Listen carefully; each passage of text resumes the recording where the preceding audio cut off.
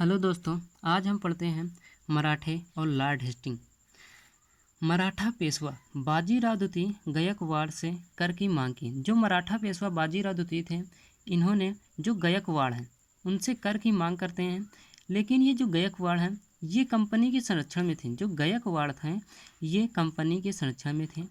गायकवाड़ अपने दूत गंगाधर शास्त्री को कंपनी के पास भेजा, लेकिन गंगाधर शास्त्री की हत्या कर दी जाती। जो गायकवाड़ हैं ये अपने इनके जो दूत थे गंगाधर शास्त्री, इनको कंपनी के पास भेजा जाता है, लेकिन गंगाधर शास्त्री की हत्या त्र्यंबक जी कर देते हैं। आरोप लगाया जाता है त्र्यंबक जी पर। त्र्यंबक जी जो पीएम पेशवा थे, जो पेशवा के पीएम थे, मराठा पेशवा के ये पीएम थे या प्रधानमंत्री। त्र्यंबक जी को कंपनी के दबाव के बाद कंपनी को सौंप दिया जाता है, लेकिन पूना से फरार हो जाते हैं। लेकिन कंपनी के दबाव के बाद जो मराठा पेशवा थे, इन्होंने त्र्यंबक जी को कंपनी को सौंप दिया।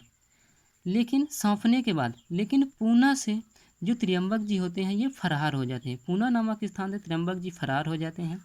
इस घटना के बाद कंपनी और पेशवा से संबंध खराब हो जाते हैं। जब त्र्यंबक जी पूना से फरार हो जाते हैं, इस घटना के बाद कंपनी और पेशवा के बीच संबंध खराब हो जाते हैं। कंपनी पेशवा से त्र्यंबक जी और अच्छे व्यवहार की गारंटी, जो कंपनी होती है यह पेशवा से त्र्यंबक जी को वापस लाने की मांग करते हैं और अच्छे व्यवहार की गारंटी भी मांगते हैं कि पेशवा हमसे अच्छा व्यवहार रखेंगे।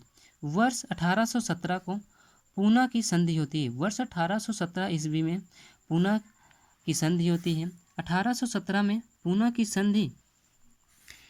की संधि के बाद जो मराठा संघ था यह समाप्त हो जाता है। इसके बाद पेशवा का पद भी समाप्त। जब मराठा संघ समाप्त हो जाएगा तो पेशवा का पद भी समाप्त कर दिया गया। पेशवा को पेंशन देकर कानपुर के पास बिठूर नामक स्थान पर भेज दिया गया। जो पेशवा थे उनको पेंशन देकर कानपुर, ये जो कानपुर है इन्हीं के पास कानपुर के पास एक जगह पड़ती है जैसे बिठूर, वहीं बिठूर नामक स्थान पर इन्हें भेज दिया गया पेशवा को। फाइनली पेशवा एक बार फिर से युद्ध करने की कोशिश करते हैं। जो पेशवा होते हैं फिर से एक बार कंपनी से युद्ध करने की कोशिश करते हैं।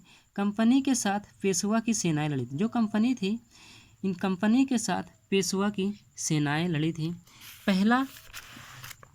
पहला युद्ध किरकी में होता है। किरकी में पेशवा की हार होती है। फिर दोबारा कोशिश करते हैं कोरेगांव में पेशवा की सेनाएं और कंपनी के बीच युद्ध होता है। इसमें भी पेशवा की हार होती है। उसके बाद तिबारा फिर कोशिश करते हैं अष्टी नामक स्थान पर। अष्टी में भी पेशवा की हार होती है। तीनों स्थान किरकी, कोरेगांव और अष्टी, तीनों जगह पेशवा की हार होती है। अब पेशवा का प्रभुत्व समाप्त। अब जो पेशवा थे इनका प्रभुत्व समाप्त हो चुका था। सतारा के आसपास का छोटा सा क्षेत्र शिवाजी के वंशज प्रताप सिंह को दे दिए गए। सतारा के पास का छोटा सा क्षेत्र, जो सतारा थे उसके आसपास का छोटा सा क्षेत्र शिवाजी के जो वंशज थे प्रताप सिंह, इनको दे दिया गया। मराठों की अन्य शक्तियाँ। नागपुर के भोसले रघोजी भोसले की मृत्यु। जब नागपुर के भोसले रघोजी भोसले की मृत्यु हो जाती है तो इनके बाद परशु जी सत्ता पर बैठते हैं। रघोजी भोसले की मृत्यु के बाद परशु जी सत्ता पर बैठते हैं। इनके काल में राजमाता बुकाबाई और अप्पा साहिब के बीच विवाद था। विवाद कारण क्या था? सरबराह को लेकर। सरबराह एक पद है जो राजमाता बुकाबाई हैं और अप्पा साहिब, इनके साथ विवाद होता है। जो राजमाता होती हैं ये मराठों की प्रिय थी और अप्पा साहिब, ये इनका संबंध कंपनी से था। इसीलिए इन दोनों के बीच विवाद था। किसके कारण? सरबराह के पद को लेकर। लेकिन ये जो अप्पा साहिब है, अप्पा साहिब कंपनी से मदद मांगते हैं। और फिर नागपुर की संधि होती है। नागपुर की संधि के बाद अप्पा साहिब परशु जी की हत्या कर देते हैं। नागपुर की संधि के बाद अप्पा साहिब परसू जी की हत्या कर देते हैं।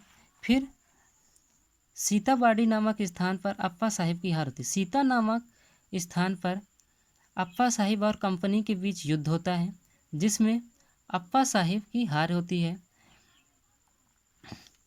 इसके बाद है होलकर। होलकर महीदपुर में हार गए। जो होलकर थे ये महीदपुर में हार गए। जैसे ही मराठों पर नियंत्रण आया, अब कंपनी को कर व्यवस्था पर ध्यान देना था। मराठों पर नियंत्रण करने के बाद कंपनी कर व्यवस्था पर ध्यान देना था। कर व्यवस्था के बाद आता है रैयतवाड़ी व्यवस्था। रैयतवाड़ी व्यवस्था के बारे में हम कल पढ़ेंगे। दोस्तों, अगर यह वीडियो अच्छा लगे तो वीडियो को लाइक करें, शेयर करें और चैनल को सब्सक्राइब करें। धन्यवाद।